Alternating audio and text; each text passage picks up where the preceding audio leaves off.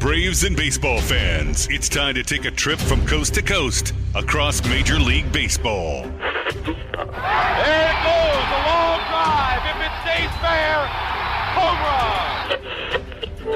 One strike away. Sandy into his windup. Here's the pitch. Swung on and missed a perfect game. Fly ball deep left center. Grissom on the run. Yes! The Atlanta Braves have given you a championship. Listen to this crowd. Left side, Swanson to first. Braves, world champions.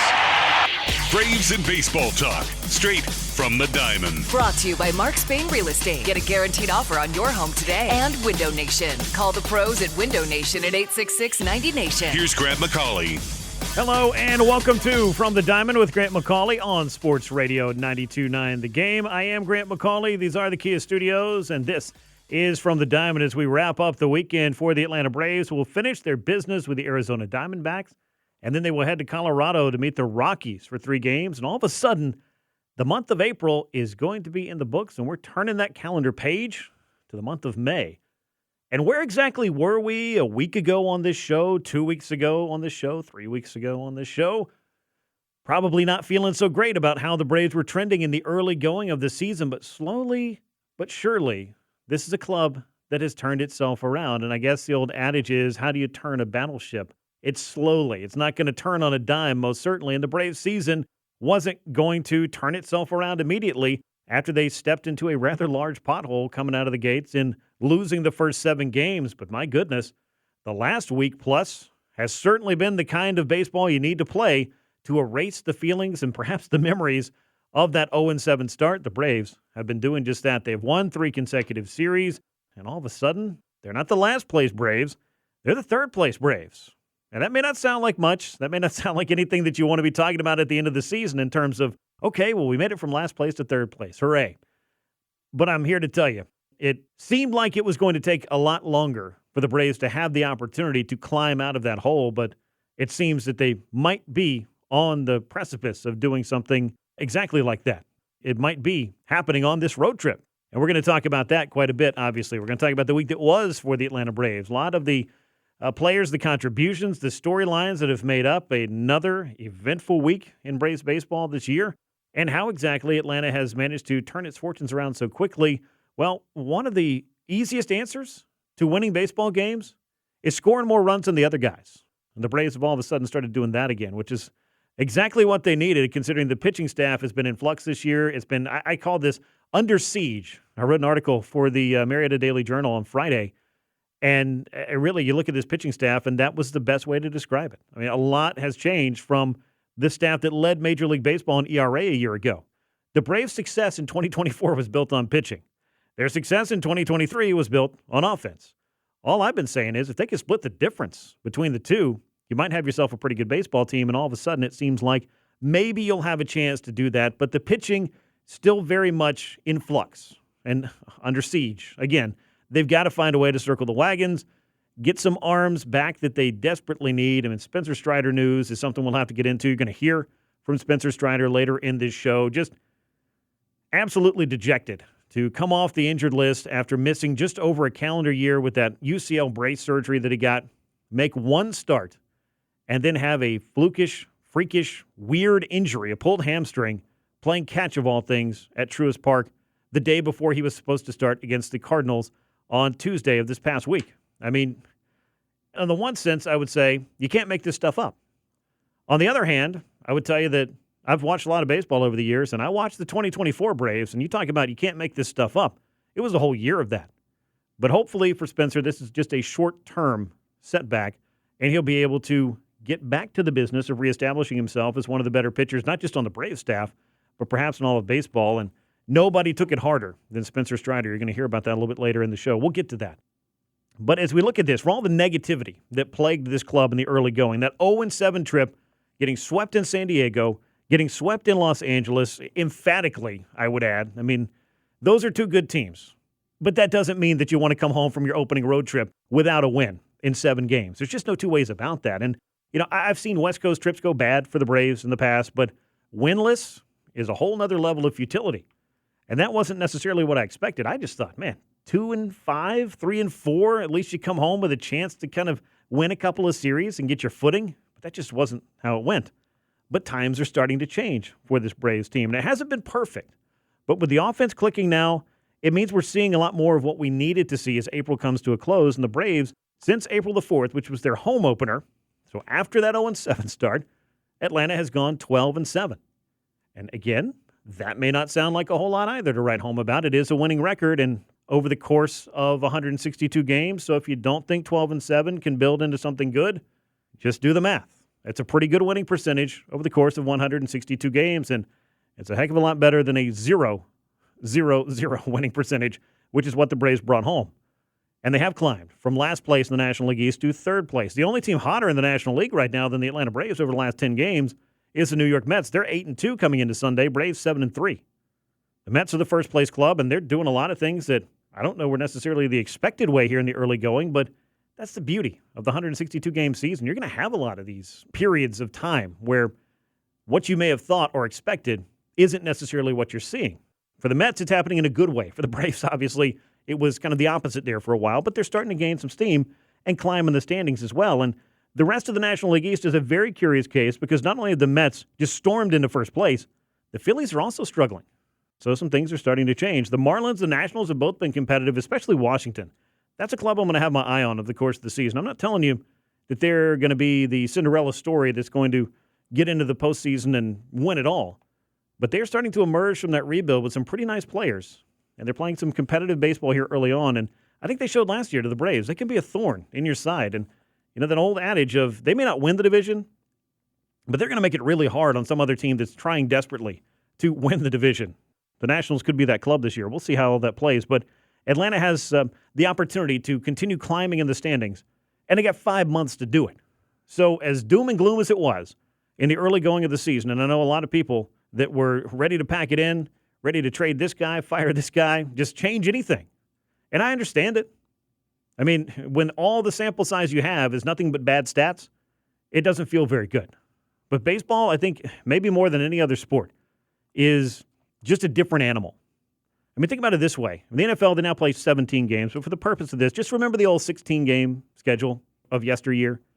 Well, that would mean by some very simple math that in a baseball season, 9, almost 10 games is equal to one game in the NFL as far as percentage of the season you're playing. So basically the Braves, they played 3 bad quarters early on of one game in the NFL sense. If this works, I don't know. If this translates properly, I don't know what the conversion rate truly is for this, but just from a percentage perspective, they didn't play very well for a very small amount of time, but it's unheard of, unprecedented perhaps, for a club to stumble that badly and then find its footing and then become the team that everybody thought it could be, which was just to say, could be a contender. And the Braves, I think, are still a contender. And they're starting to show the reasons why. They're doing it with the bats, most certainly. And the offense is driving the car again. The Braves are producing at a level that puts them among the best in Major League Baseball over the past 3 weeks. I'm going to get into some of the stats behind that. And that coincides with their success. Because it's short and sweet. You have to score more runs than the other guys to win. And the Braves, they simply were not getting it done because not only were they losing early on, but it was the way they were losing and the fact that they could have won some of those games. Those 7 games on the road trip, they had a chance to win 3, if not 4 of them. Doesn't mean they were going to get them. The other team gets to play too. They have a say in it. But they had a chance to win some of those. And then it seemed to go on to that next week of baseball where, yeah, the Braves started to win some games, but, man, they were leaving so many runners on base. The clutch stats just weren't what you needed them to be. And now we've started to see over the past week and a half, really since that last road trip, where, again, the Braves had a chance to come home at least 3-3, if not 4-2. Instead, they lost a couple of series, one to the Rays and one to the Blue Jays. Then they got right against Minnesota. That seemed to be where the whole tide just started to turn for this Braves team. They swept that series. Then they took 2 out of 3 from the St. Louis Cardinals and were pretty close to sweeping that series as well in a bullpen game. And then some things went sideways. But overall, you're just seeing a better and more consistent brand of baseball, even though this club still has questions, is still facing injuries, and is still, we're 11 minutes into the show here, still without its best player. But that's something that could be changing over the next 2 to 3 weeks when Ronald Acuna Jr. goes out on a rehab assignment and hopefully rejoins this club and does so in the most graceful and impactful way possible. I know there was some storms and some consternation about that last week, but If there's anything that the Braves don't need, is to allow that to fester. So hopefully they're going to work that whole thing out. Because the Braves, I will tell you this, I heard it different places. I talked about it on Dukes and Bell earlier this week. The sentiment that the Braves are a better team without Ronald Acuna Jr. couldn't be further from the truth. This is one of the best players in baseball. It doesn't mean that he is a perfect person. It doesn't mean that he is a perfect player, as none of us are a perfect person or a perfect player. But as far as impactful big leaguers go, Ronald Acuna Jr. is on the short list, and he could make this club even better by installing him at the top of the lineup and him being anywhere close to the player he's shown that he can be. Even a down year for Ronald in 2022 is a good year for a lot of big leaguers. So I think there's going to be a little bit more power this year coming back from this knee injury than there was that time. And I'm just excited to see what this club can look like once they get that leadoff man back who can set the tone and who can just be lurking 4-5 more times in a game. If the Braves offense is rolling, that's the guy I want with the bat in his hands, and we haven't seen that once. But we'll talk about some stats that should make you feel pretty good about the way that the Braves offense is trending. And the pitching staff is going to be the beneficiary of this right now because, as we've seen over the course of 162, sometimes your pitching is going to carry you. Other times, your offense is going to carry you. And right now, it's the offense that's doing that work. And losing Spencer Strider for the Braves staff is, that's just a cruel twist. Hopefully, he won't be gone long. We will hear from him a little bit later, but we're going to have to ask that question and continue to ask it. I guess, just based on some of the holes in this rotation is, what are you going to do to fill these spots? Spencer Strider was supposed to be coming in and making the fourth trusted, proven starter. But instead, you don't have him for at least a little while longer, and Reynaldo Lopez obviously is out for a number of months, if not the whole season. And obviously Max Fried is gone. He's pitching very well for the Yankees. Charlie Morton is gone. He is pitching the opposite of very well for the Baltimore Orioles thus far, and I really hate that for Chuck. I don't want to get off on a tangent about that, but man, it has been a rough month of April for Charlie Morton, to say the least. But as he does not have a Braves uniform on, he cannot walk through that door and fix the problems any more than anyone else is going to be able to. But hopefully for Spencer Strider, he's going to be part of the solution going forward. We're going to hear from him again a little bit later. Coming up on the show, we will dive into this week in Braves baseball. We'll discuss the turnaround for this club, the 3 straight series wins, a chance at 500 in April. Who knew we'd be talking about that a couple of weeks ago? Quite the reversal of fortunes for this club. Plus, I will chat with my friend Kelsey Wingert-Lynch to preview the upcoming series against the Colorado Rockies. That is coming your way. But up next, we will get into This Week in Braves Baseball as we continue on From the Diamond with Grant McAuley on Sports Radio 92.9 The Game. Now, back to more From the Diamond. From the Diamond is brought to you by Window Nation. Get 2 windows free with every 2 you buy and pay nothing for 2 years. Sports Radio 92.9 The Game. Welcome back into From the Diamond with Grant McAuley here on Sports Radio 92.9 The Game as we continue discussing what's been going on with the Atlanta Braves, which is a much more fun discussion, a much more upbeat discussion this week than it has been at times this year. And that's a drum I hope to stop beating at some point soon, because that will mean that the Braves have simply just gotten back to being who we thought they were and who they thought they were, for that matter. And we've seen a lot more of that in the past week or so. Week or more, actually. Maybe. About 3 weeks worth of baseball. I love sample sizes, and the larger they are, I think the more that they tell us about a club. And we're starting to get some numbers and to get the quantity and some quality that might lead you to believe that the Braves have figured a few things out. And I believe the reason why you'd be thinking that is because I think they have figured at least a few things out. Atlanta swept Minnesota in the recent homestand at Truist Park, which they wrapped up going 5-1 because they also took 2 out of 3 from the Cardinals and were pretty close. I mean, 1 bad inning away in a bullpen game, no less, from sweeping the Cardinals. But you'll take 5 out of 6 every time. Here to tell you that math works.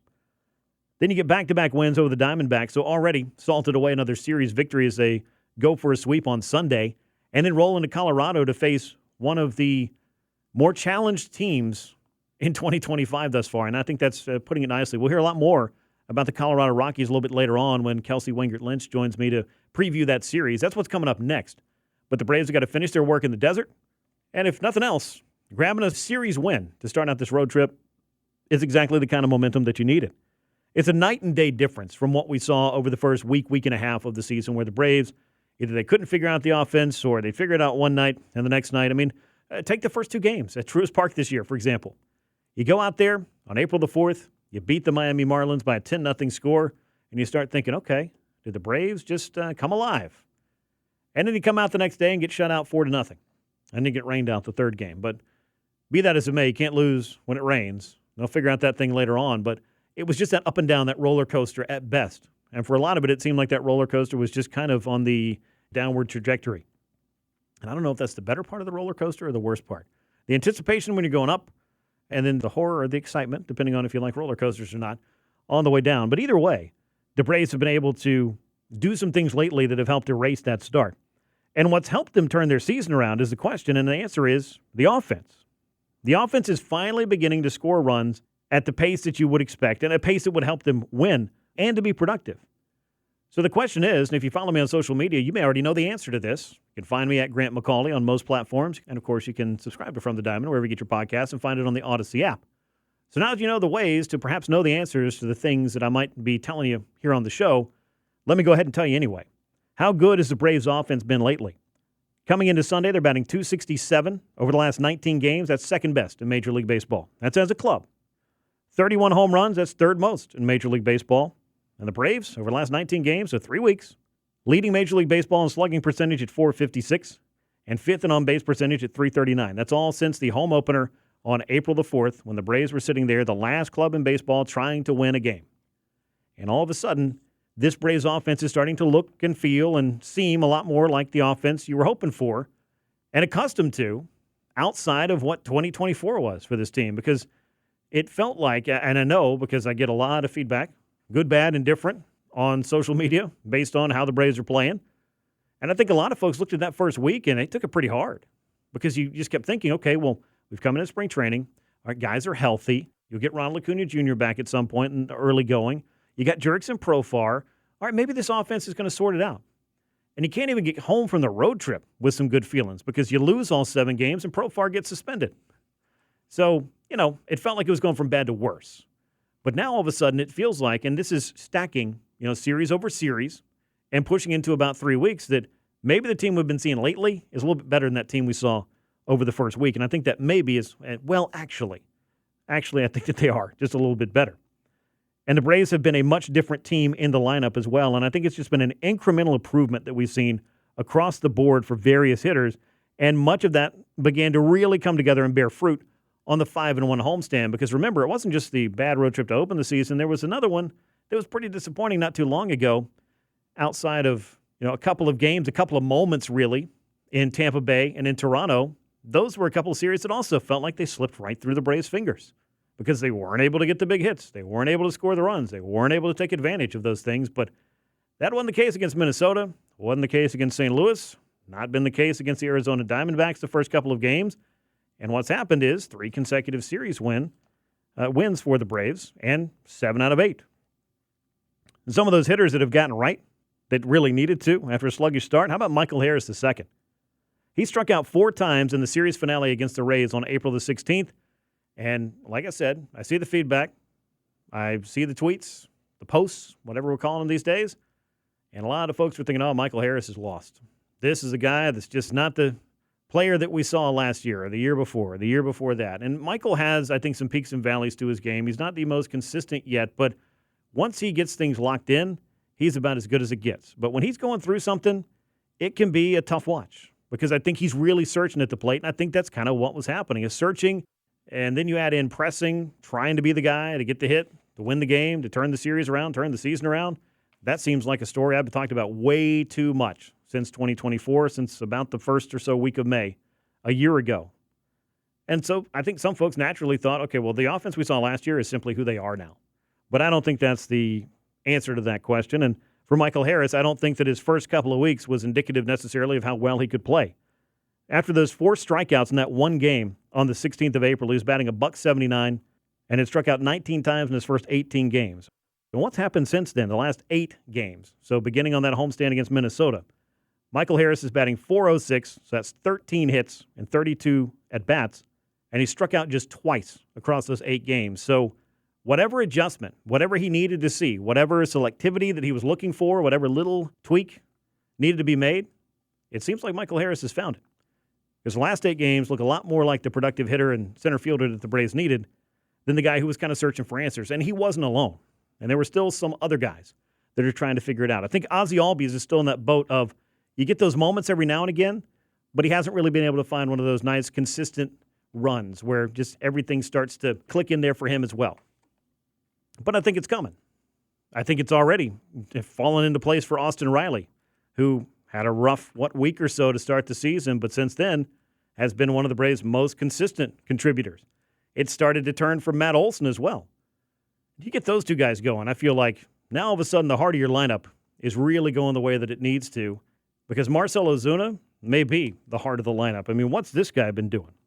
He got back in there after that hip inflammation caused him to miss that Toronto Blue Jays series, and he continues to be just an on-base machine. And there were a lot of things I knew about Marcell Ozuna, the player, and expected from Marcell Ozuna, the player. Obviously the slugging, knocking in some runs, coming up with some big hits, that kind of stuff. But the selectivity this guy's had at the plate, I mean, part of it, at least early on, was, all right, well, Ozuna seems to be the only guy that can beat us, so we're just going to pitch around him very carefully. And Marcell did the thing that you have to prove you can do in those cases, and that is, I'm going to take my walks. And he has taken walks better than anybody in baseball. He reached base 3 more times on Saturday, including a free pass.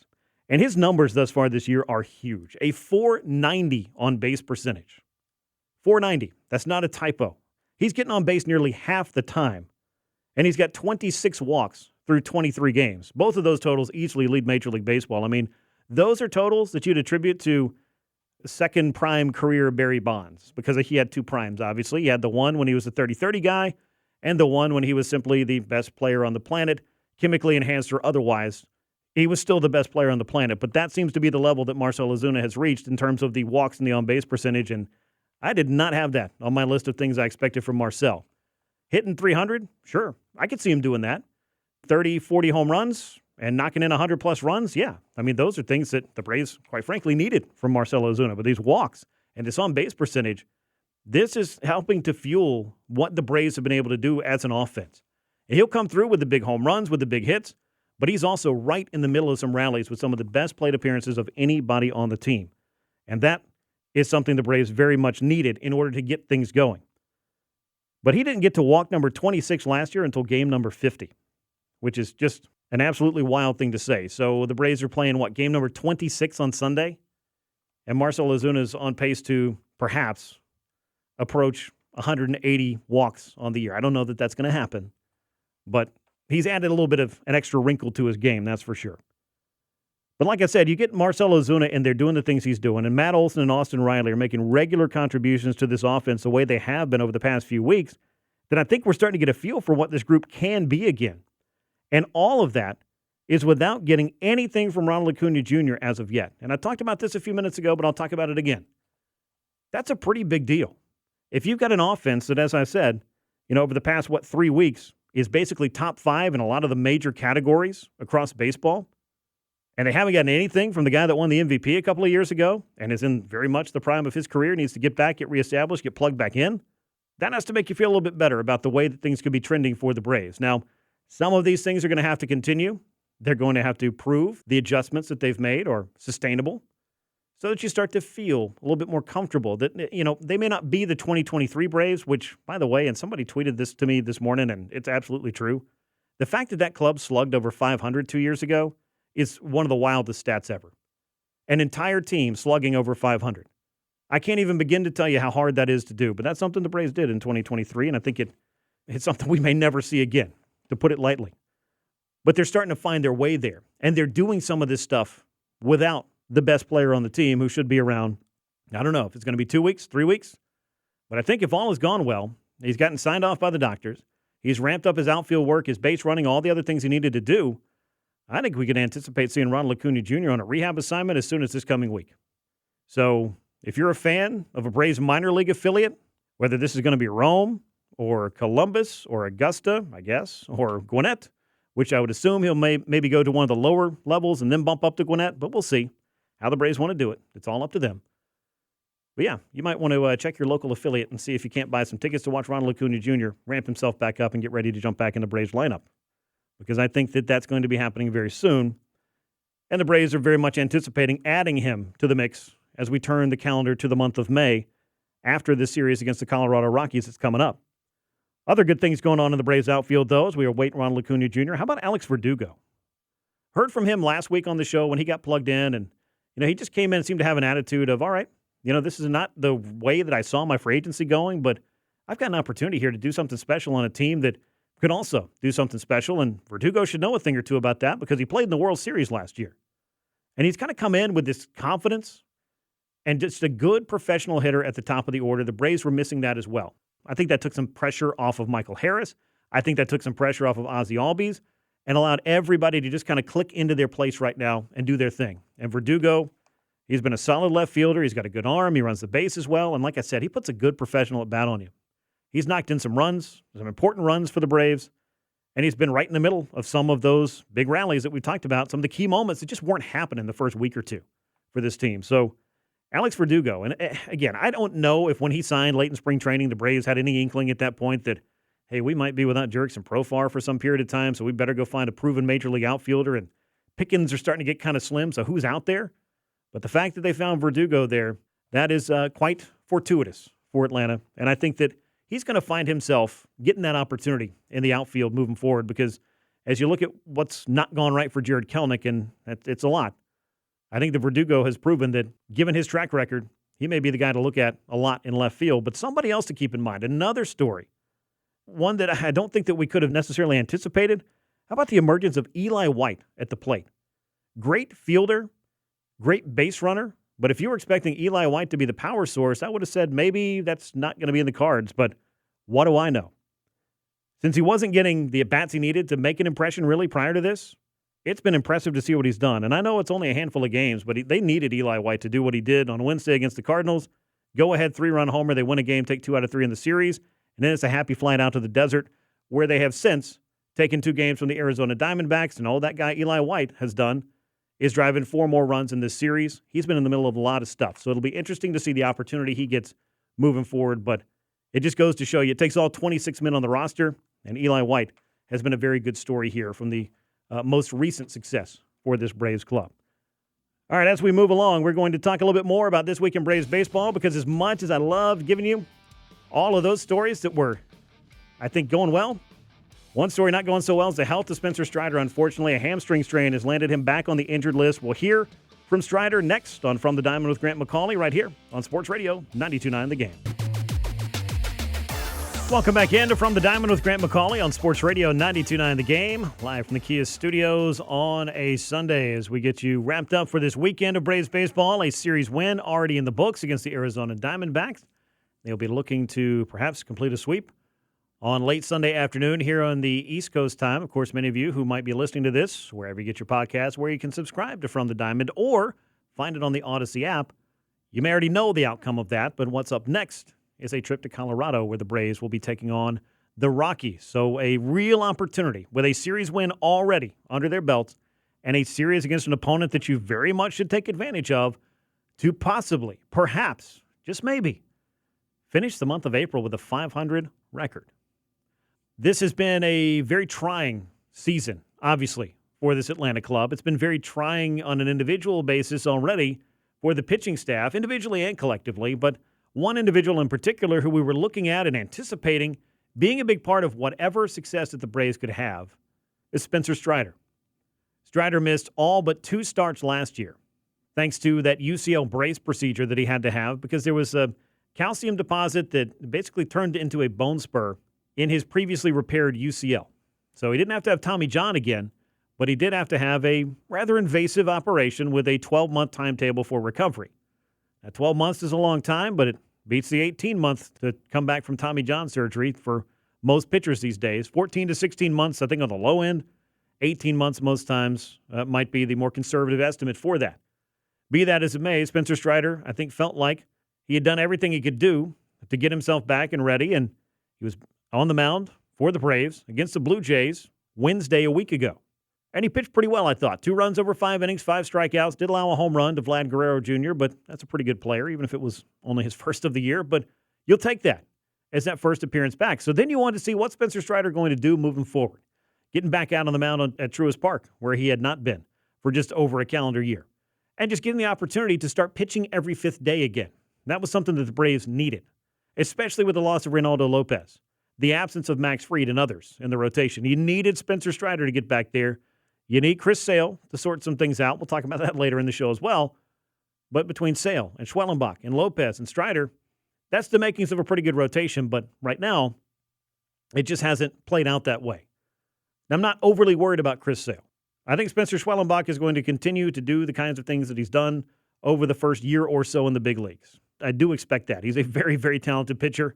We may not talk about him a ton on this show, but we've talked about him a lot and will be talking about him a lot as part of the success for this Braves team. But Spencer Strider was just that one extra addition that you were very much feeling could take this starting staff to that next level, or at the very least, bring them back up to the level that they need to be with those competent and talented starters to be a big part of the foundation of this team's success. And unfortunately, and I'm not trying to overblow this here, it is a hamstring injury, a grade 1 hamstring strain, but the fact that it was happening after missing a year, obviously a lot of disappointment for Spencer Strider. So let's hear a little bit from the Braves ace right-hander who landed back on the injured list, 15-day, retroactive to the 18th of April, so maybe in early May, we'll see Spencer Strider back out there. But let's hear him describe how exactly this whole thing happened to begin with. I was at 75 feet, throwing very low effort, and made a throw and kind of felt a sting and thought that was weird. Wasn't sure where it came from really, and then made another throw and felt like a pull on my backside, and that walked right off, and then I felt like I pulled something. So. Man, I'm telling you, the disappointment on Spencer Strider's face, and as you'll hear a little bit more from as we go on, was pretty evident. The fact that they chose sad country songs in the Braves clubhouse for the background track for that, I think only pulled at the heartstrings a little bit more. And I mean that in all seriousness, but the fact that it was ironically playing, if nothing else, was just a little bit more for what was a scene that nobody really wanted to have this year. They didn't want to be standing around Spencer Strider's locker hearing about another injury this season, especially after he had just come back from the injured list. And if you know anything about Spencer Strider, let me tell you this. He is a guy who is incredibly well conditioned. Anybody who gets the nickname Quadzilla is someone who takes their physical fitness very, very seriously. And Spencer Strider is that guy. He goes the extra mile with everything. So how exactly this happened to somebody who does more conditioning than basically anyone in the game, I think that was a pretty fair question, and one for which Spencer Strider doesn't even have the answer. Take a listen. I'm willing to say I do more than just about anybody in the game to prevent, little things like this from happening, and I don't have any explanation for it. I've spent a lot of time thinking of one, and the only thing I can really come up with is just, you become deconditioned to pitching, and haven't pitched in a year, and so the body likes routine, and it's pitching is a very aggressive, taxing movement, and I just haven't done it in a while. So why it didn't happen in my bullpen or when I was throwing 400 feet the other day, I don't have any clue. So it's not everything has an explanation, I guess. Yeah, I mean, that's fair. I've lived long enough to know that there are a lot of things in life that I don't have an explanation for. But for Strider, yeah, he had just gone through a full bullpen session. And he's one of those guys that you'll see out in the outfield throwing from basically foul pole to foul pole, having that long toss session that is meant to build up his arm. And then he goes out for just what you would think is just an innocent game of catch. And everything just kind of went haywire at that point. And for Strider, this is not something that he had dealt with before. So when he was asked about if he had any inclination that the hamstring could be a problem, he said, no, I wasn't. No, I had no prior feelings or anything. Did my normal routine yesterday and was hydrated, ate the way I always do, and there's no variable that was off or different from yesterday. I truly have no explanation for it besides every time you throw, you're risking some part of your body. I mean, so, fortunate it's not my arm, but that would make more sense at least. Yeah, I mean, an arm injury might make more sense, but it's, I would say, pretty high on the list of things that you don't want to be dealing with, whether or not you know the answer or not. A hamstring thing, a frustration, most certainly, but it's something that he should be able to overcome, and we'll see how quickly he can get back. And now we kind of get to the portion of the conversation where it wasn't so much about, hey, what happened, and did you have any idea how it happened? But then it became, I think, the reality of, I'm standing around here having to talk about not being able to help this team again. So it's safe to say Spencer Strider was extremely let down to be back on the IL. That's obviously, it sucks. I have done absolutely nothing to help this team or organization in the last year, and I finally get to a point where I can earn my paycheck and go on the field and help us win games. And now I'm back laying on a table while they wave machines over me. So, I don't know. I mean, there's nothing to do but control what I can control and, control my response to it. So, try to be better as a result of it and get back to where I can help the team win and trust the training staff and strength staff and as I have. And it's really all I got. I think at that point, when you get to a place where, and I've stood in front of a lot of lockers, in front of a lot of players, and kind of listened to them talk about the game or talk about the injuries or other things that go on and everything in between, really. And you kind of start to read the body language and hear the things where you realize that, I think Spencer Strider, obviously, as one of the most cerebral players I've ever heard, he talks about the game. He talks about the philosophy of the game. He kind of weaves it all together as well as anybody, is pretty good at compartmentalizing everything. But then you have to go stand out there with microphones in your face and talk about it, and you just start feeling some kind of way about it. And I feel like that's kind of where we began to get at that point. But in terms of the diagnosis for what exactly is going on, the grade 1 hamstring strain, Strider walked through exactly what he expects to happen over the next week, 2 weeks, however long it takes to get himself back on the mound. It's a grade 1 strain. I mean, it's not the worst case scenario, obviously. I mean, I've pitched through discomfort and pain and certainly injury before, and so, if I was able to do that, we wouldn't be here right now. I'd be pitching today. Fortunately, it's not worse. In the moment, I thought it was going to be something pretty serious. So, like I said, I have no other, avenue besides just listening to training staff and trusting the science and the experts, and as I always have, and get back out and help the team win. And Strider's had to do that, obviously, even back in his collegiate career. And that's when he had Tommy John surgery as a sophomore at Clemson. And he was able to come back stronger than ever and able to, find himself in the big leagues at the end of 2021. A lot of folks may or may not remember that the Braves auditioned him in, late September, early October for the possibility of being a part of that postseason run. And he was available and around if they had needed him, and they never tapped him in. But Spencer Strider had already found his way to the big leagues then. Obviously, he broke through in 2022 in the bullpen briefly. Then they got him installed in the starting rotation, and strikeout history has pretty much been the case ever since then for Spencer Strider as far as Braves history is concerned, and even some MLB history. I mean, this is a guy that struck out just an incredible number of batters in what could have been many years, a Rookie of the Year season in 2022, but his teammate Michael Harris II took it there and then breaks the franchise record in strikeouts the very next year. So just some incredible stuff from Spencer Strider when he is healthy, and that's what the Braves want to see, and that's obviously what Spencer Strider wants to see. And, as difficult as it is when you're, fresh off of the injury and unable to do the things that you would like to be doing after working so hard to get back, a somewhat dejected Strider obviously is going to get to work now and vows to return as soon as he possibly can. Yeah, on MRI, it's a giant ball of stress and inflammation, I guess, right in the middle of the muscle. So, yeah, there's nothing to do but treat it. I mean, I don't know going forward what adjustments to make to my routine. I mean, I think that like I said, I don't know that there's an area of my body that I spend more time, knowing the strain and necessity, required of it in pitching is my lower body. So, I don't know. It sucks. I just feel like, I'm taking up space here again. So, I will do everything possible humanly to get back out there as soon as I can. Then we talked to Brian Snitker not long after that and relayed that particular quote, that last line that you heard from Spencer Strider. I just feel like I'm taking up space. And Brian Snitker shot that down very quickly. He said, look, nobody thinks that. Injuries are obviously a part of the game, but just knowing what Spencer Strider can bring, both on the mound and what he brings to that clubhouse overall, he's an important part of what the Braves are trying to do here this year and in the future.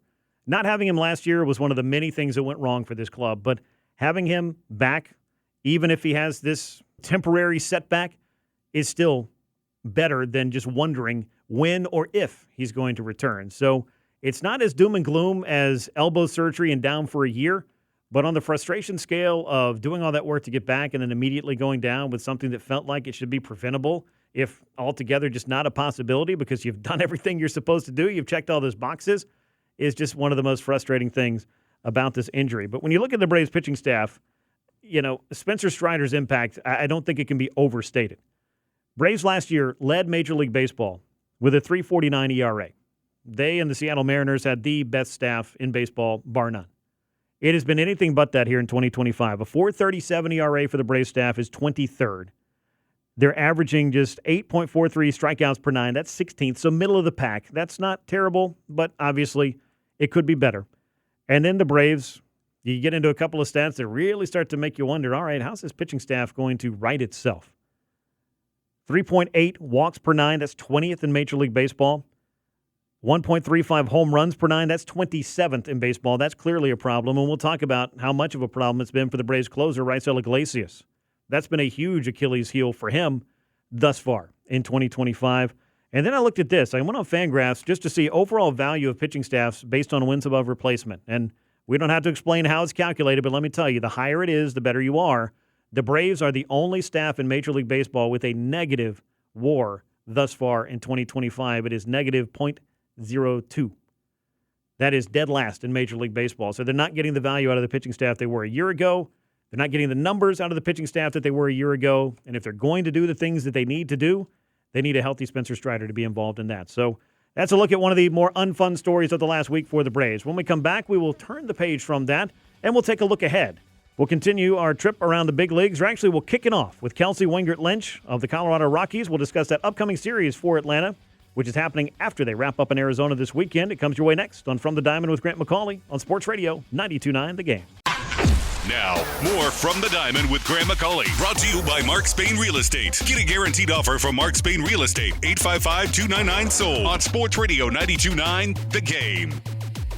Welcome back into From the Diamond with Grant McAuley on Sports Radio 92.9 The Game. Live from the Kia Studios on a Sunday afternoon. Braves and Diamondbacks wrapping up this weekend. And then we turn the page on this road trip for a stop in Colorado at Coors Field for 3 games against the Colorado Rockies. And to help me preview that series, I'd like to welcome Kelsey Wingert-Lynch into the program. She, of course, longtime friend of mine, longtime friend of the show, and you know her very well here in Braves country. She covers the Rockies for MLB TV. Well, Kelsey, I really appreciate you making some time for me this weekend. The Braves and the Rockies will get reacquainted at Coors Field here as the road trip continues for Atlanta, but it is always great to get reacquainted with you and great to chat some baseball, but also bigger things in life in general. So thanks for the time. I know. It was great to catch up with you a little bit before we got started. You and I both have a lot of moving pieces right now, and baseball season makes it a little bit busier on top of all that, but it's great to be able to always catch up with you. Yeah, it definitely makes it a little bit more hectic, but it's what we sign up for. And, teams of all different levels sign up for it as well. The long marathon that is a baseball season, in particular, the Major League Baseball season. The Braves certainly stumbled out of the gates, losing their first 7 games. The Rockies, meanwhile, Kelsey, off to another tough start this season. But I feel like just from the outside, this almost feels like the most challenging year we've seen yet. And obviously there are a lot of reasons for that, but how would you describe the tone in Colorado over the first few weeks of the year? It's been frustrating. Anybody can see that from the outside looking in whenever you look at the record. I mean, the Rockies, as you and I record this, are 4-21 on the season. It's been frustrating because they've dealt with a lot of guys that they've missed in the past few years coming back and being healthy, specifically speaking to the rotation and German Marquez and Antonio Senzatella. Those are 2 veterans who we really haven't seen the last 2 years. So it felt like the rotation was finally something that the Rockies could feel good about every day because they had a veteran rotation. But then they've, on the other hand, dealt with a ton of injuries to their everyday players, guys like Ezekiel Tovar, their shortstop, who's currently on the IL with a hip injury. Brenton Doyle has dealt with a couple injuries, but he and his wife, and it's not really my place to share. If you're curious, he did share about it on his personal Instagram. You could go look. Brenton Doyle's our Gold Glove center fielder. He and his wife have been dealing with a lot over the past few weeks, and he's been in and out of the lineup, in and out of town to be back home with her. Chris Bryant, which has unfortunately been a reoccurring story since he signed that contract, is on the IL as well. some guys that were really good for them last season. Some young guys got off to some slow starts and are hopefully starting to come around. So there was some optimism when it came to some of the health, and then they took hits in other areas of the roster.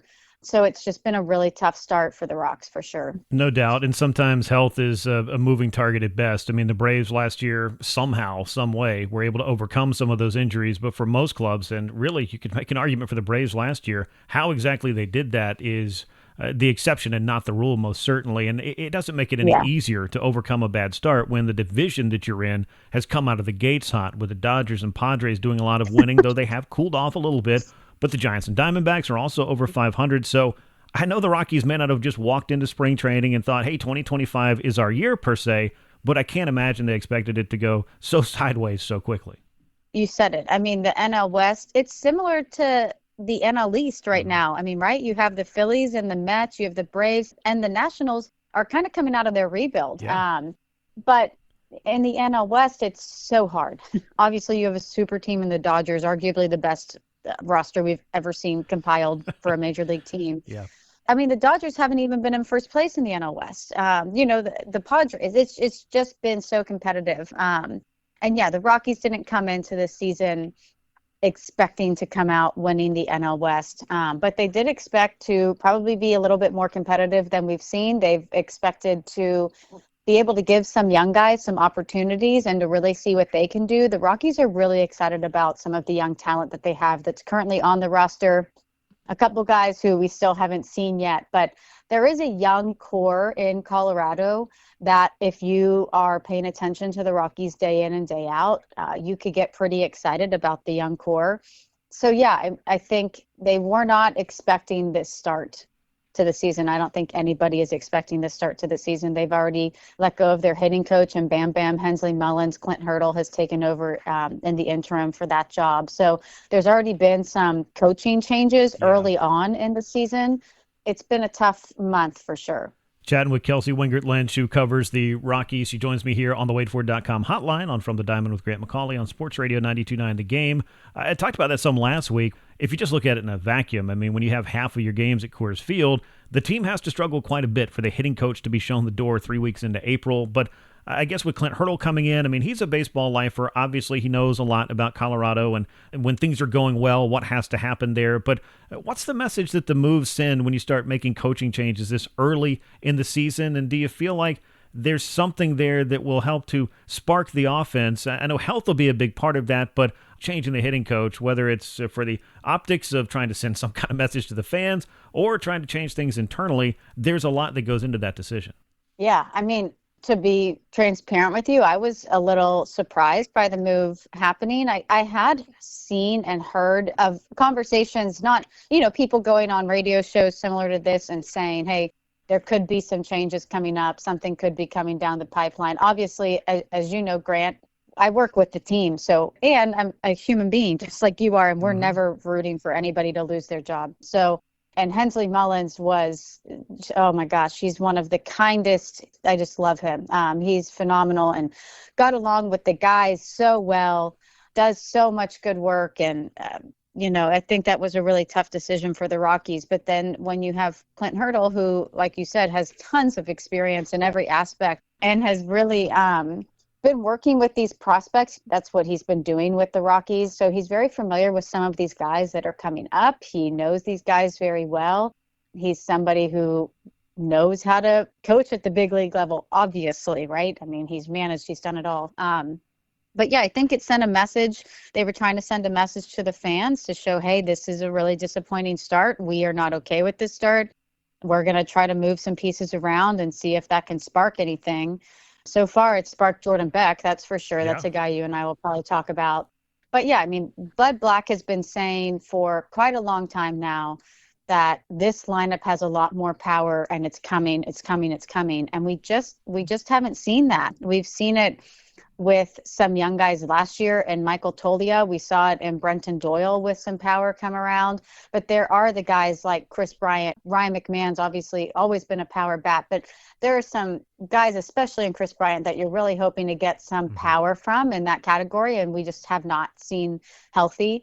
I think they're always hoping for more power, especially at a field like Coors Field where the ball flies, and it just hasn't clicked for them yet. No, it hasn't. And you did mention some of those young names. I mean, there are some bright spots to look for, and I would think that that speaks to wanting to be more competitive year over year, whether or not you go out and spend a bunch of money or make a whole bunch of trades over the offseason.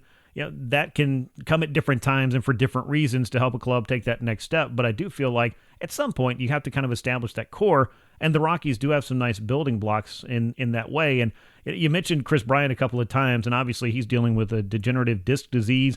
So his future, I think, in a lot of ways is kind of uncertain there. Charlie Blackmon also wrapped up his career last season. How do the Rockies fill those voids from that veteran perspective to kind of help a young team along the way as they get assimilated to Major League life?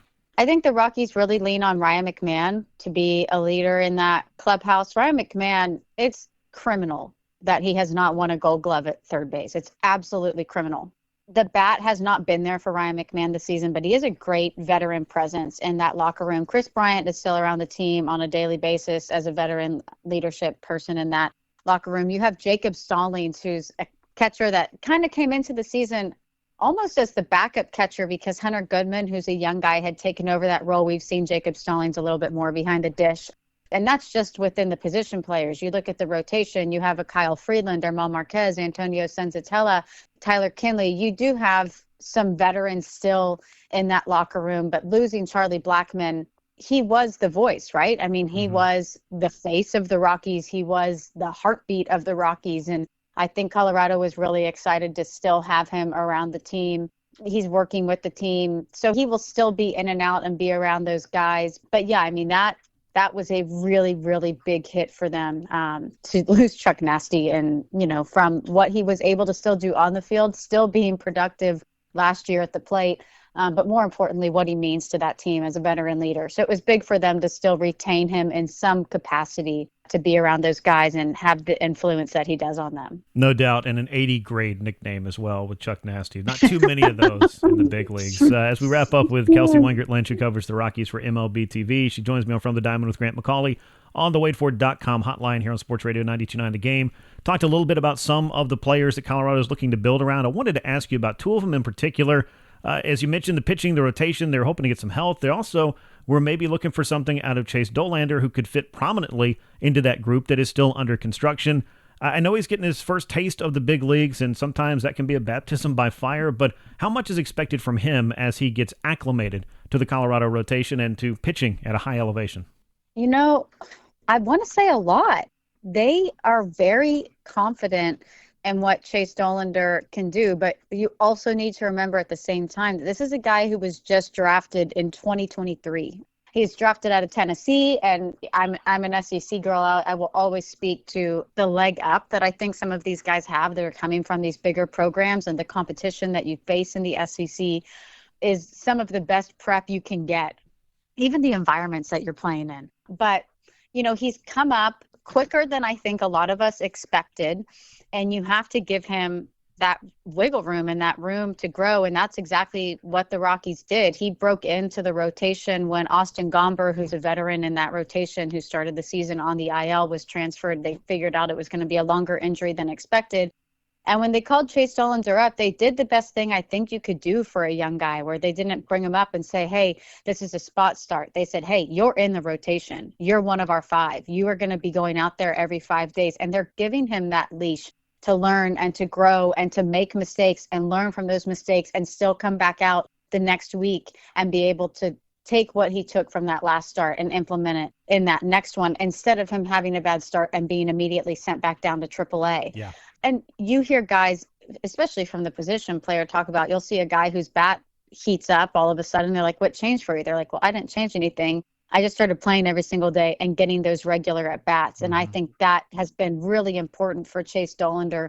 Now 4 starts in, has really struggled with the long ball, which you do see a lot in Colorado and just pitching in the NL West. I mean, geez Louise. But he is a guy that they are very, very excited about. He has a ton of upside. He has a great head on his shoulders.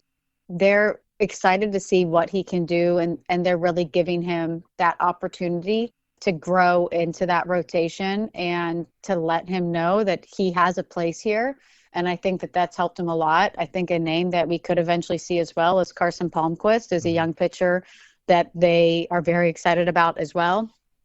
So that could be somebody that we see in the next few months here. But yeah, I mean, they do have a really exciting young core in your Ezekiel Tovar, your Brenton Doyle, your Michael Tolia, your Hunter Goodman, your Chase Dollander, your Carson Palmquist, your Seth Halversons, who you could see in the ninth inning for the Rocks. They have some things that they're excited about. Yeah, they've got some things cooking, I think, is maybe a good way to put it. And let's go back to the SEC one more time and wrap up with Charlie Condon, who certainly made a name for himself around these parts.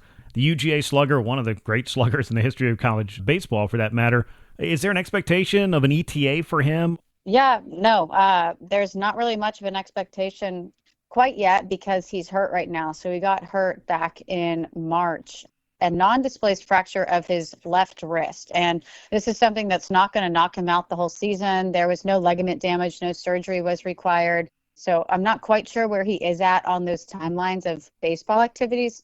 But what was disappointing was he struggled offensively last year. He hit 180, a 518 OPS. He had one home run in 25 games. So I think that last season there was a learning curve for him. But man, I mean, if you're listening to this and you obviously live in Georgia, you saw what he's capable of doing. And that was at sea level. Mm-hmm. So I think once he gets back healthy, if he can get that bat just coming around, get that timing down, he could be another guy, just like we just talked about with Chase Dollander having just gotten drafted, that we see quickly. The Rockies want a spark. They want that power. They want that just offensive player who's going to come in there and change a game at any moment.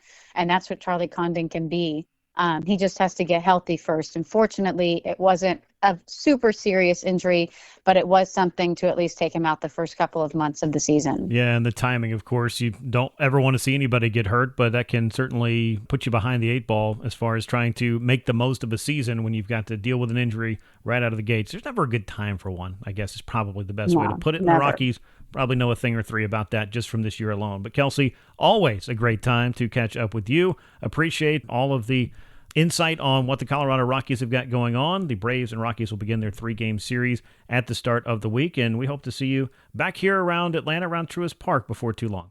Yes, I will be there for the series whenever you guys host the Rockies. So I look forward to seeing you then and getting our annual Chick-fil-A outside of the press box. That is an absolute treat every time, and I appreciate the fact that we have that tradition. Kelsey, take care. I look forward to talking to you again soon. Thank you, Grant. She's Kelsey Wingert-Lynch of MLB TV, covering the Rockies out in Denver. We look forward to catching up with her very, very soon. When we come back here on From the Diamond, we will turn our attention back to the Atlanta Braves and talk a little bit more about the upcoming series and closing out the month of April as we continue on From the Diamond with Grant McAuley on Sports Radio 92.9 The Game.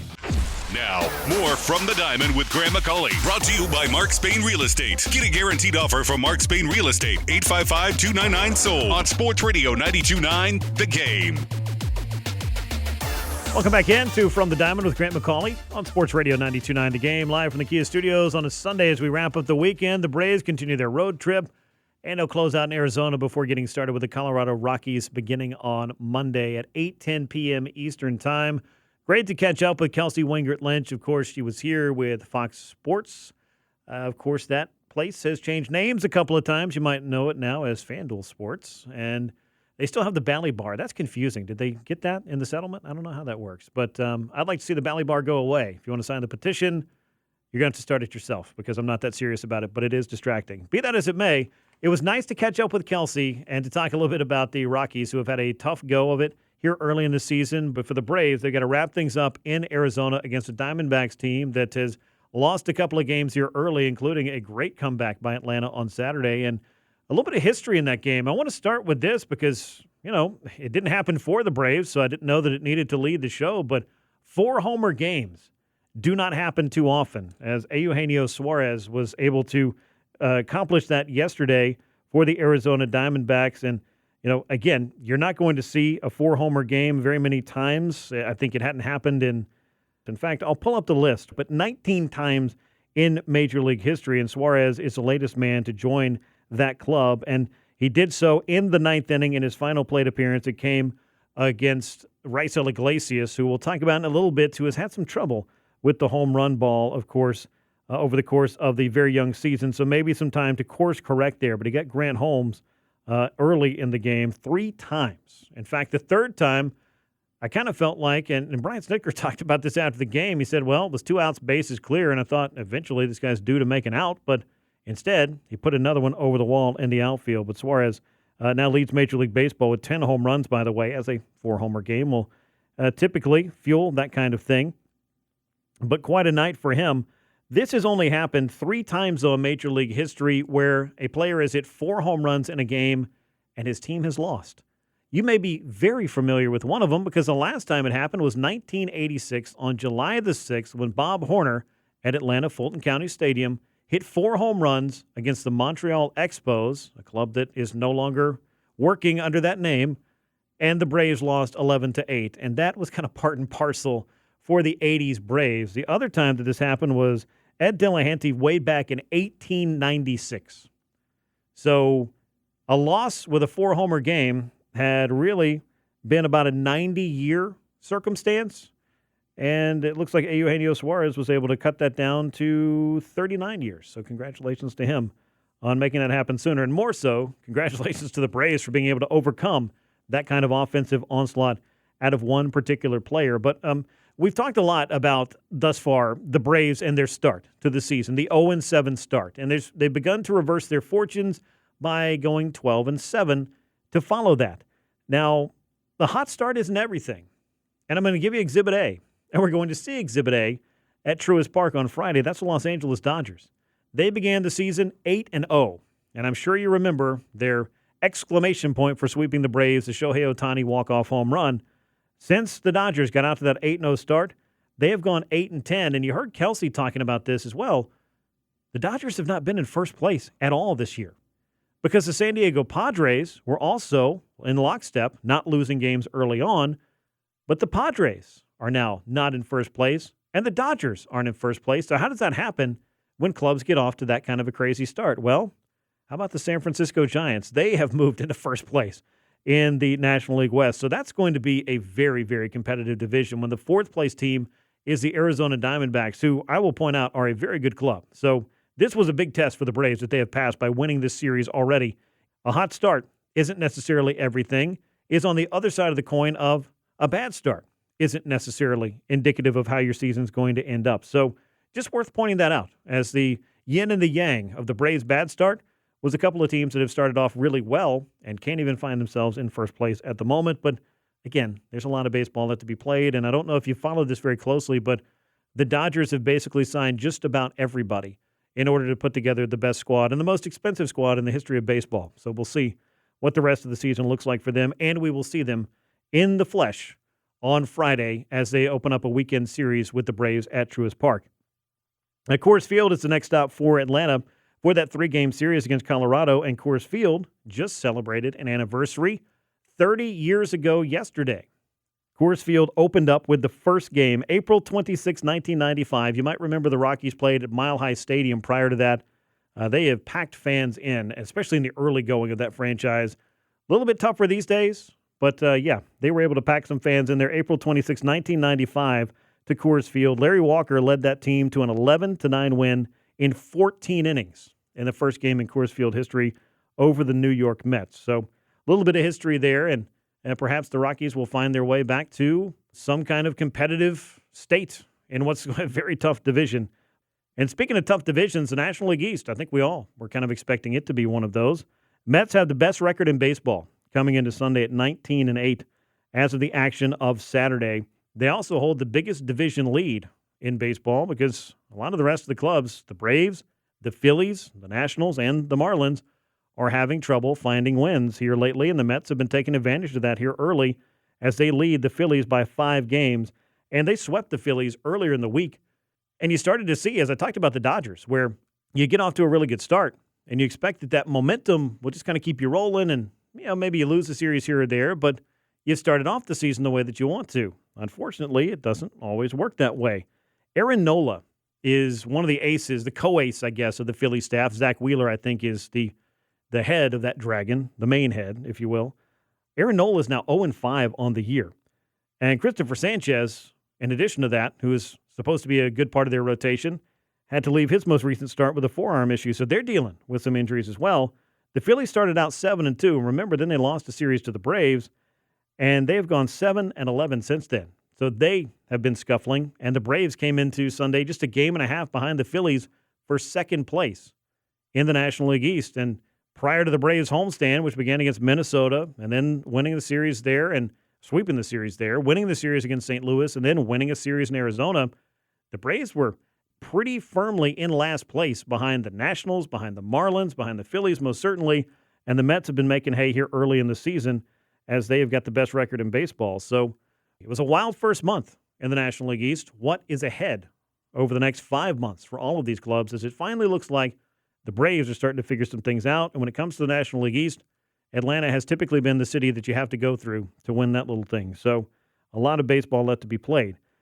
Speaking of the Mets, not only the best record in baseball, but I saw an interesting note down on the farm there. They've got a prospect named Ramon Gomez who threw the fastest pitch at any level here in 2025, 104.5 miles per hour.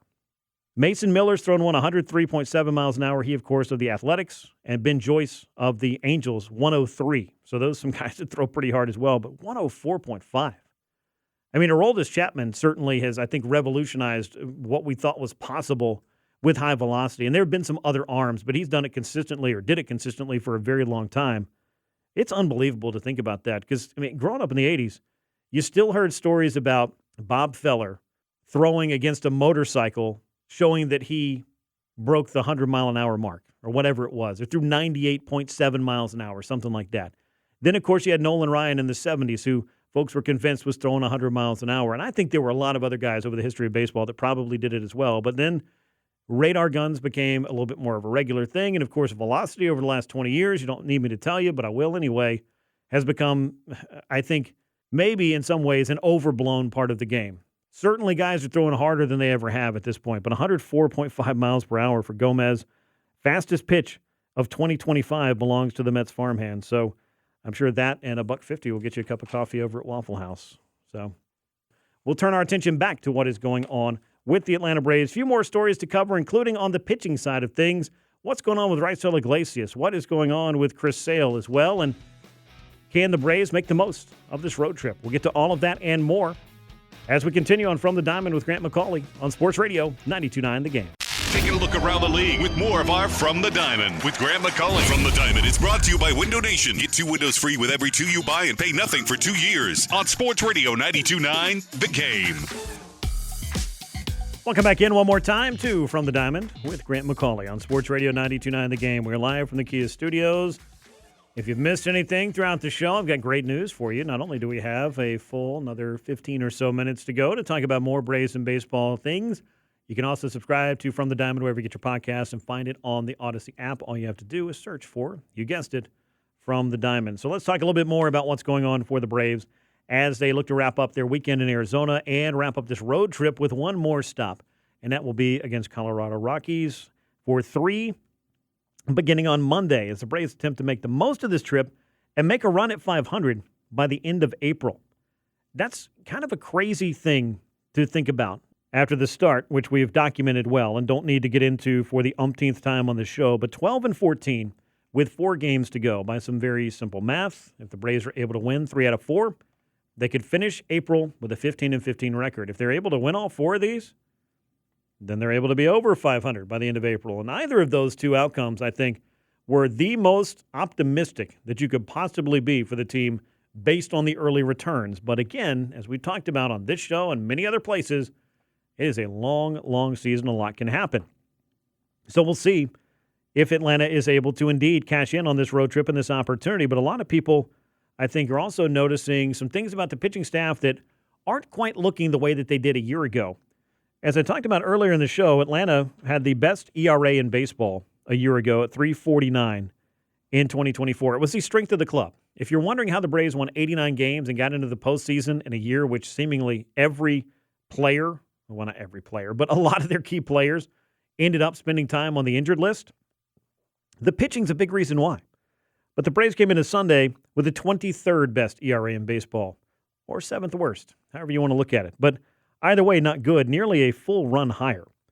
Middle of the pack in strikeouts, back third in walks, bottom of the barrel in home runs, and in terms of WAR, there is not a staff that has racked up a lower wins above replacement than have the Braves in 2025. It's just a crazy, crazy turn of events for a staff that was so good. And it feels reminiscent of a Braves offense that was so good in 2023 and then became middle of the pack or worse in 2024. It just makes no sense. But as far as the pitching is concerned, and one guy who's, I think, getting a little bit more conversation around it is Braves closer Raisel Iglesias, because he hasn't been that lights-out guy that he was in 2024. He's got an ERA over 6 already, and the home runs are probably the most alarming thing for him, because you have to kind of ask yourself, and as he reached the end of April, and he's had quite a few appearances, and they've had to work him a little bit harder at times than others, and you really didn't have any time to use him in the first week and a half, but the home runs already this year have piled up. Iglesias last year in 69 and a third innings allowed 4 home runs. He's thrown 10 innings this year. He's already allowed 5, including the 4th of the night to Eugenio Suarez of the Diamondbacks as he made history on Saturday, though the Braves were able to win that game, ultimately with one more rally after that. But a crazy, crazy night of baseball. This might get lost in there, but for Raisel, this has been a little bit troublesome. The home run by Eugenio Suarez was on a 97.2-mile-an-hour fastball. It was elevated, though, and clearly Suarez was in some kind of zone last night. There's just no two ways about that. The other guys can be pretty good, too. But if you're worried about the velocity, that's not necessarily the problem. I think it's really been location for Iglesias this year. And last season, he wasn't the big strikeout closer, but sometimes he'd just be so efficient that you really didn't want to argue that he needed to throw any more pitches. It felt like he had a handful of appearances that he might be done in 5 to 10 pitches. It was that easy to get the save for him, but it just hasn't been that way this year. And as you get into your mid-30s, as far as closers are concerned, we talked about this. I mean, with Craig Kimbrell, for example, who's toiling away in the Braves minor league system right now. Father Time is ultimately undefeated. You'll lose a little bit of that zip on the fastball. Things won't work quite the same. And the exceptions to the rule, like a Mariano Rivera or Billy Wagner, work it all the way up until you're almost 40, isn't necessarily a guarantee. But Iglesias has some time to turn it around. I don't think it's a stuff thing. I just think it's a location thing. Meanwhile, beyond Iglesias in the bullpen, as it is still a work in progress, one guy who may be a big player for Atlanta, I feel like, is Daysbel Hernandez. He seems to have really earned the high leverage chances over this past couple of weeks, and that was on display again, which, by the way, on Saturday, if you follow me on social media where you can, at Grant McAuley, sometimes hear my opinions about umpire strike zones. Last night was one of the most egregious I think I've ever seen in terms of a particular at bat where you throw 5 strikes to a guy and end up walking him. But Daysbel was able to put that to the side, was pushing nearly 100 miles an hour last night, which was also impressive. You knew he had a high-octane arm, but 99.6 miles per hour he got up to, and he was able to get out of trouble. And he's been doing that pretty well for the Braves this year. A 2.19 ERA in a dozen appearances. I think this is going to be a high-leverage arm for the Braves this year. So if you're wondering who could step in for Joe Jimenez, who may not pitch this year, I think Daysbel Hernandez could be the answer to that question most certainly. Beyond that, beyond the bullpen as well, you've got the starting rotation trying to figure some things out, and they talked about this with Spencer Strider coming back and then ultimately being sidelined again. You've got Chris Sale, who has had this very strange start to his season where it seems like he's just not been as fine as he needs to be or has had the command the way that he had it a year ago, which is not altogether shocking that you'll go through some stints where it's just not there. But it also seems like he was the victim of a lot of foul balls. Just a lot of pitchers' pitches being spoiled and then not being able to just, find that extra gear that he did a year ago. There's been some velocity fluctuations, but I don't really, I know this sounds exactly like what I said about Iglesias with a veteran pitcher. I don't know that I'm altogether that worried about that because if you're precise, there's still ways to get outs, and Chris Sale certainly knows how to do that. So he's got to get some things adjusted, but it's just not coming as easy for Chris Sale in 2025 as it did in 2024, where it just felt like, I don't know, he had it on easy street. And there's nothing easy about this game. Let me point that out. This is a very hard game, a very humbling game. And from day to day, things can swing in wild directions. And it's very important that you manage your expectations and manage your emotions over the course of that season. And Chris Sale is a very competitive guy. So if you think it's eating you up to watch him struggle, nobody is getting eaten up more than Chris Sale. But he looked better in the opener against Arizona. And I think little things can make a difference for him. If he finds that consistency, locks in, he could get on a run, be dealing again, and the Braves will be exactly where they want to be with him. Spencer Schwellenbach, who gets to start on Sunday, he is a key piece of this rotation. No two ways about that. You want to get Spencer Strider back into this mix. It's beyond that where it starts to get rather interesting and where I think that the answers become a little bit more difficult. Grant Holmes struggled on Saturday, but by and large, I am having a tough time looking down in the Braves system and finding 2, if not 3 more arms right now with Strider down that should be making starts over Grant Holmes. I think you're allowed to have a bad one every now and again. But after that, where does A.J. Smith-Shawver fit into this mix? And what's going on here with Bryce Elder? Because Bryce, I would not have had on my list of starters I expected to make as many appearances as he has in the first month of the season, but he turned in a very important outing on Wednesday against St. Louis as the Braves once again got busy in that 8th inning and beat the Cardinals. 7 innings of 1-run ball from Bryce Elder. That's one of those games where you look at and you think, man, you got 7 innings out of Bryce Elder, 1 run allowed. If you don't win that game, that I think was going to go down as one of the more frustrating losses over this first month of the season. But fortunately, Eli White came through with a 3-run homer, and the Braves took 2 out of 3 from the Cardinals with that victory. And I talked about this a week ago. I mean, I feel like in a lot of ways we kind of know what Bryce Elder is, and on the flip side of that, we know what he isn't. If he's able to come in and give you some version of a quality start or close to it, 5 innings, 2 runs, 6 innings, 3 runs, whatever it may be, that's manageable. I mean, over the course of a season, if he's doing that consistently, he'd kind of be right back where he was in the first half of 2023, but it just hasn't been that in the 25 or almost 30 starts now since then, where he's got an ERA pushing 6, and it's just not been able to find that consistency. But I think he's earned himself another start, quite obviously, and we're going to see how the Braves line everything up. They haven't announced their starters in Colorado, and I'll touch on that in a moment. But they're still making moves as best they can in the early going.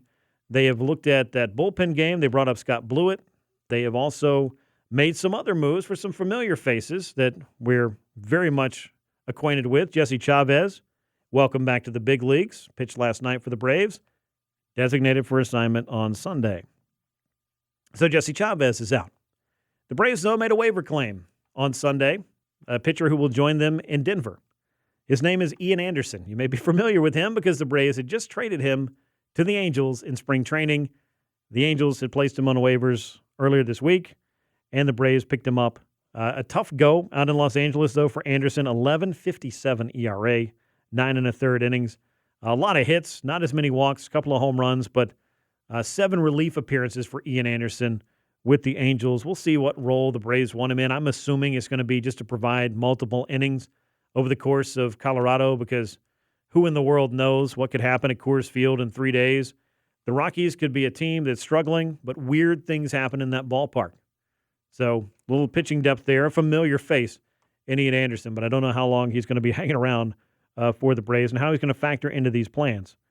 Because ultimately, if you got Bryce Elder and Grant Holmes, I still think you got to figure out where A.J. Smith-Shawver is going to go in all of this. And he is lined up to pitch, I believe, on Monday, but I went and checked the probables for the Gwinnett Stripers. And just like the Braves' probable pitchers for the next 3 days, none are listed, which leads me to believe that they've got some decisions to make. But Shawver and Elder, or Smith-Shawver, I should say, there's 2 names there, they're lined up on the same day.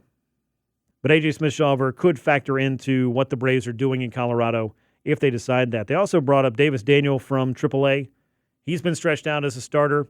He could throw some innings in Colorado. He can also be the next man off of the pitching staff. And as they rearrange these things, try to figure out what they need to do as they go. And the Braves have been known to do that. But it's a lot harder to do it now when you option a player and he has to stay down for 2 weeks than it was a couple of years ago. But I think MLB, maybe the Players Union, I don't know, maybe the combination of the two, didn't like the gaming of the system of trying to get too many players, and especially pitchers, on and off the roster too often. And I don't know that any other club did it quite as much as the Braves were doing it. So they're still trying to find the ways that they can to be as creative as possible with that.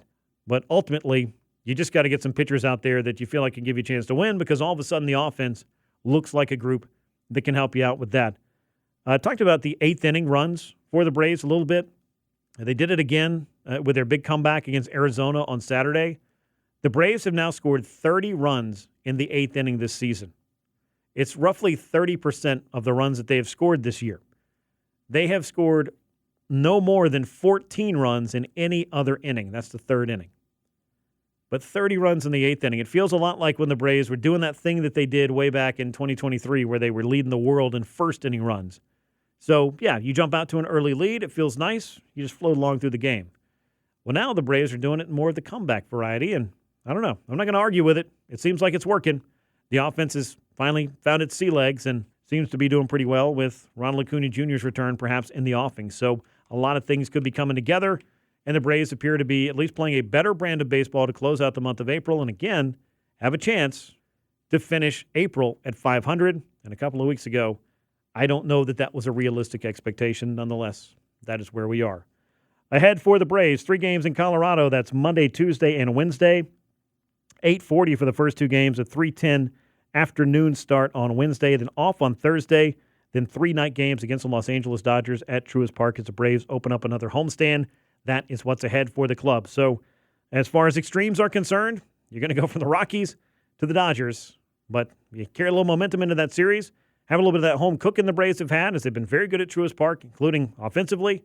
Maybe this Dodgers series will look a little bit different than the last one, but it'll, of course, be covered next week on From the Diamond because we have reached the end of our time for this edition of the show. I want to once again thank Kelsey Wingert-Lynch for joining me a little bit earlier. I want to thank my producer, Josh, for doing a great job with the show today. Appreciate that. And I want to thank all of you for making some time to join me here on the show. We'll be here Sunday 5 to 7 next week. That's the usual time slot here. Wanted to get out of the desert, the time there this time around. But this will wrap it up for this edition of From the Diamond. You can find the show wherever you get your podcasts and on the Odyssey app. I'm Grant McAuley, and we will catch you next time right here on Sports Radio 92.9 The Game. Until then, so long, everyone.